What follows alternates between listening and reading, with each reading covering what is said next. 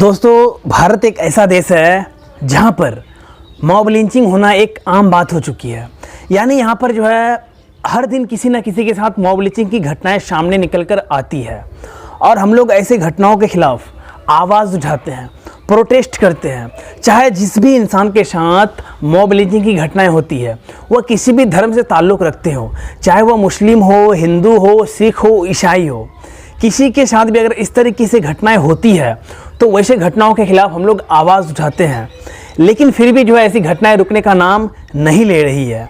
चाहे साधुओं का मारना हो जाए या फिर तबरेज हो जाए, इखलाक हो जाए या फिर महाराष्ट्र के पालघर में 3 साधुओं की हत्या हो जाए, तो यह हम देखें तो एक तरह से लोगों की हत्या नहीं है, यह एक इंसानियत के लिए सबसे बड़ी शर्मसार की बात है। और ऐसी घटनाओं को रोकने के लिए सरकार को एक कानून बनानी है ताकि ऐसी घटनाएं हमारे देश में नहीं हो।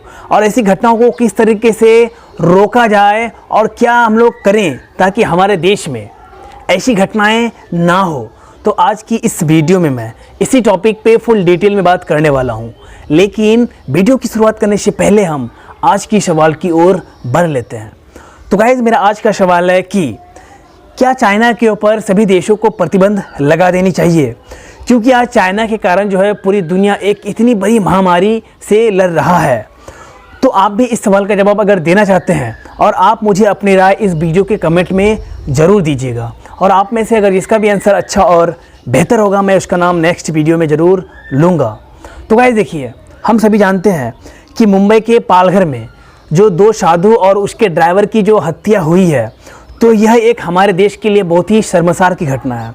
और कहीं ना कहीं मैं इस घटना की जो है बहुत ही निंदा करता हूँ, क्योंकि जो है किसी निहत्थे को एक भीड़ अगर मार देती है ना, उसे एक अफवाह के कारण चोर समझ के, बच्चा चोर समझ के या फिर किसी तरह से भी, तो बिना किसी सबूत का, बिना कुछ जांच पड़ताल का अगर एक भीड़ अगर मार देती है एक आदमी को या फिर किसी को भी, तो यह हमारे देश के लिए बहुत ही शर्मसार की बात होगी। क्योंकि हमारे देश में ऐसी घटनाएं हर दिन किसी न किसी के साथ होती है।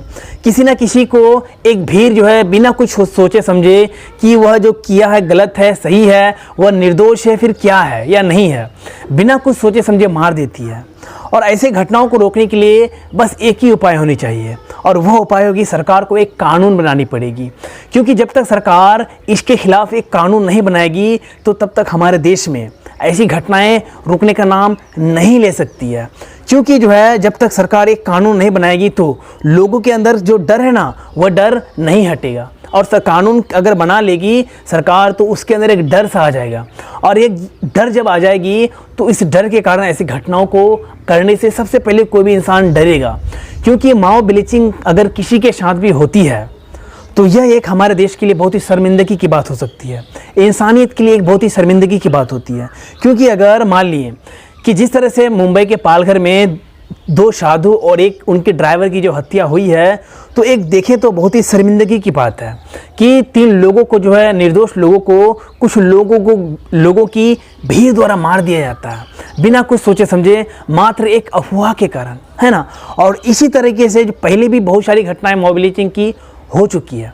अगर उस सभी घटनाओं के ऊपर सरकार अगर ध्यान देती, उन घटनाओं को देखते हुए अगर सरकार एक नया कानून बनाती उसी समय, तो 100% जो मुंबई के पालघर में साधुओं की जो हत्या हुई है ना, हत्या जो हुई थी तो नहीं हो पाती। क्योंकि अगर सरकार एक कानून बना लेती तो 100% ऐसी घटनाएं नहीं होता। और ऐसी घटनाओं को अगर रोकना है तो मात्र एक ही उपाय है, और वह उपाय हो सकता है कि एक कानून बनाना पड़ेगा मॉब लिंचिंग के खिलाफ। और जो भी लोग ऐसी घटनाओं को अंजाम देते हैं उन्हें सख्त से सख्त सज़ा देनी पड़ेगी।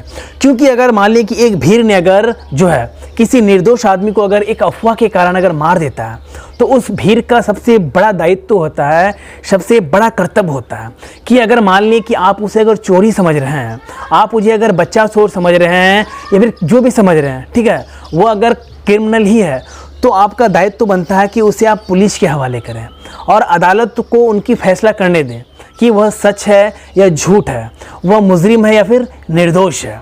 तो उसका फैसला अदालत करेगी, उसका फैसला हमारे देश के इतने बड़े बड़े जो न्यायपालिकाएं हैं वह करेगी। आप भीड़ कौन होते हैं किसी का फैसला करने वाले कि यह बंदा निर्दोष है कि क्रिमिनल है ना। क्योंकि हम उस देश में रहते हैं जहां पर अगर किसी आतंकवादी को भी पकड़ा जाता है तो उन्हें भी अपने पक्ष रखने के लिए भरपूर टाइम दिया जाता है, भरपूर मौके दिया जाता है कि वह भी अपने पक्ष को रखे। हम उस देश में रहते हैं जहां पर अगर किसी लड़की के साथ रेप हो जाती है तो उन क्रिमिनलों को भी अपने पक्ष को रखने के लिए टाइम दिया जाता है। क्योंकि निर्भया के हम उन चारों दोषियों को जानते हैं कि जो है जब उन्होंने ऐसी घटनाओं को अंजाम दिया था तो जब उन्हें फांसी हमारे बड़े बड़े अदालतों ने अगर सुनवाई दे दी थी, भी फांसी अगर देने का डेट भी तय कर दिया था, तो उन चारों दोषियों को अपने पक्ष को रखने के लिए, है ना, सारे 7 साल तक का वक्त दिया गया। तो हम उस देश में रहते हैं और उस देश में रहते हुए भी अगर हमारे देश में ऐसी घटनाएं होती है तो यह एक शर्मसार की बात है।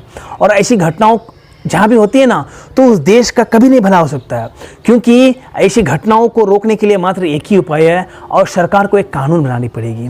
क्योंकि सरकार जब एक कानून नहीं बनाएगी तो ऐसी घटनाएं जो है 100% नहीं रुक सकती है। और ऐसी घटनाएं अगर नहीं रुकेगी तो इंसानियत के लिए एक बहुत ही शर्मिंदगी की बात होगी। और एक दिन ऐसा आ जाएगा कि हर एक इंसान सिर्फ मॉब लिंचिंग से ही मर सकते हैं और पूरा देश सांप्रदायिकता के रूप में फैल सकता है और सिर्फ हमारे देश में दंगे और फसादी होते रहेंगे, है ना। तो अगर किसी भी धर्म के लोग हो अगर मॉब लिंचिंग में मरते हैं तो वह एक शर्मिंदगी की बात है। और ऐसी घटनाओं के खिलाफ मैं आवाज़ उठाना चाहता हूं ताकि हमारे देश में ऐसी घटनाएं ना हो और हमारे देश के सभी व्यक्ति अपने आप को सुरक्षित महसूस करें। तो इसके लिए सरकार को एक कानून बनानी पड़ेगी। और आप लोग भी इस बारे में क्या सोचते हैं, मुझे आप अपनी राय इस वीडियो के कमेंट में ज़रूर दीजिएगा, क्योंकि मैं चाहता हूं कि ऐसी घटनाओं को रोकने के लिए सरकार एक कानून बनाए। और आप लोग भी अपने पक्ष और अपनी राय मुझे इस वीडियो के कमेंट में ज़रूर दीजिएगा। तो गाइस फिर मिलते हैं नेक्स्ट वीडियो में कल, तब तक के लिए दोस्तों जय हिंद।